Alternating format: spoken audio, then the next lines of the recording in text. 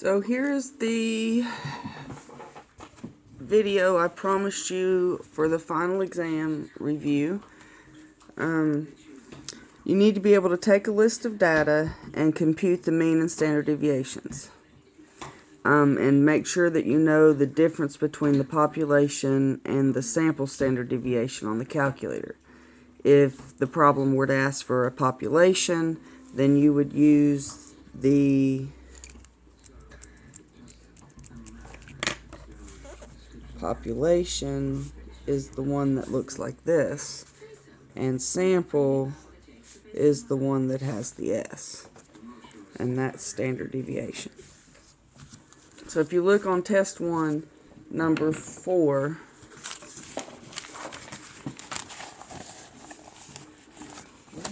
where could it be? Like here, you might be asked something such as, what class has the lowest frequency? So that would be the class 50 to 60. You might be asked, what is the percentage that had a score 20 or lower? So you would say 20 plus 10 plus 5. 20 plus 10 plus 5 divided by all of them added together. And that would give you the percentage that scored 20 or below.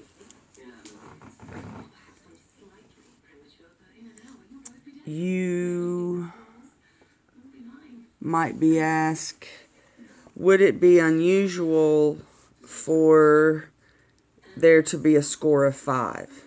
And the way that you would figure that would be to say 5 divided by the total of each of them. And if that percent was 5 or less, then it would be unusual.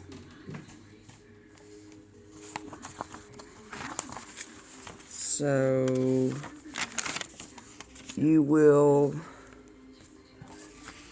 well, that was actually this one. You will be given a list of data, such as, here's a list of data where you have to calculate the mean and the standard deviation by putting it into list 1 and list 2 and determining, using your stat calc 1 and finding the mean and standard deviation. And depending on whether it says a sample or a population, which one you use on your calculator, whether it be the S or whether it be the symbol for population. You possibly could be asked to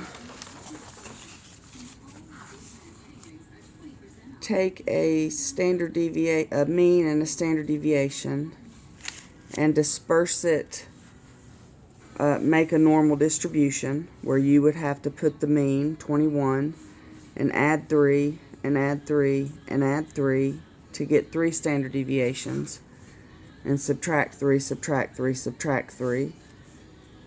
And in this case, you might be asked,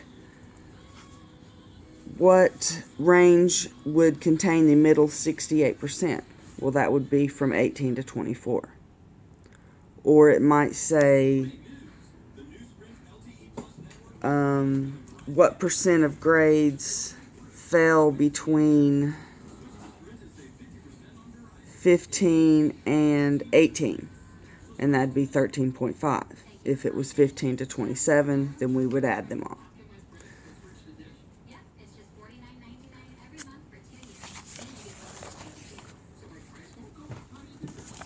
And, oh, where did my paper go? There it is. Sorry. So that takes care of this one and this one, and we went over those in class. Okay, here's a problem. According to CTIA, 25% of all households are wireless only. In a simple random sample of 300 households, determine the mean and the standard deviation. So, on that problem, since we're given a percentage and a sample size, we're going to use N times P to find the percent, or to find the mean. And so that would be 300 times 0.25, which is, my calculator has disappeared. Here it is. Which is 300 times 0.25, which is 75. So the mean would be 75. So in a sample of 300 households, we would assume the average would be that 75 households would have a wireless, would be wireless only. To find the standard deviation, that's the square root of N times P times Q, and that would be N, which is 300, P, which is 0.25, and Q, which is 0.75, because Q is 1 minus P. So the square root of 300 times 0.25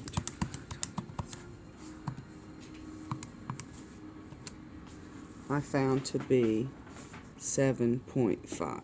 And so the standard deviation would be 7.5. The mean would be 75.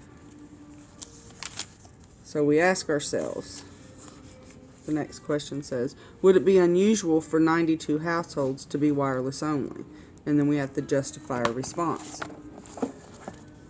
Well, to be unusual, that means that we are either less than 5% or more than 2 standard deviations away. So if we took our mean, 75, and added 2 standard deviations, which would be 2 times 7.5, oops,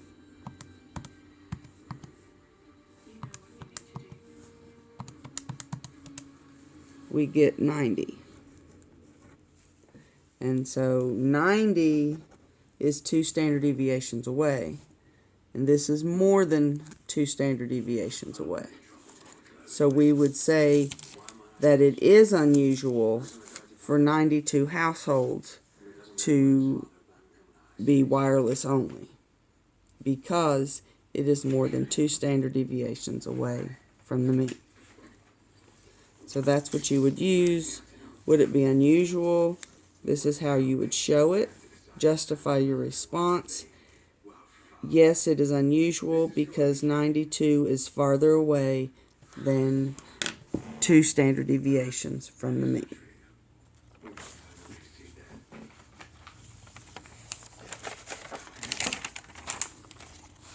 Another problem. A hometown bakery makes hundreds of chocolate cake candy bar cakes each holiday season. If you notice over here to the side of my papers, I have written what test and what number they are alike. So there's another practice problem for you as well. So it is known that 6% of the cakes are unsaleable. From a sample of 10 cakes, what is the probability that 3 will be unusual? So we have a fixed sample of 10 cakes and a percent that is constant. So we're going to do the binomial PDF. So binom PDF, we're going to do a sample of 10. 0.06. And so second bars,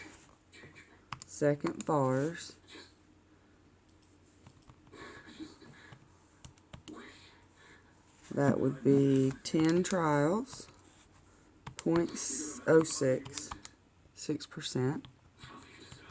And I'm going to put that, store that right here, store that in second L1 in list 1. And so I can go to stat and edit, and I can look at my data. Remember, this is 0, 1, 2, 3, 4, 5, 6, and on. And we want to know what is the probability that 3 will be unsellable. So 3, 0, 1, 2, 3 would be 0.01681. So the probability that 3 are unsellable would be 0.012.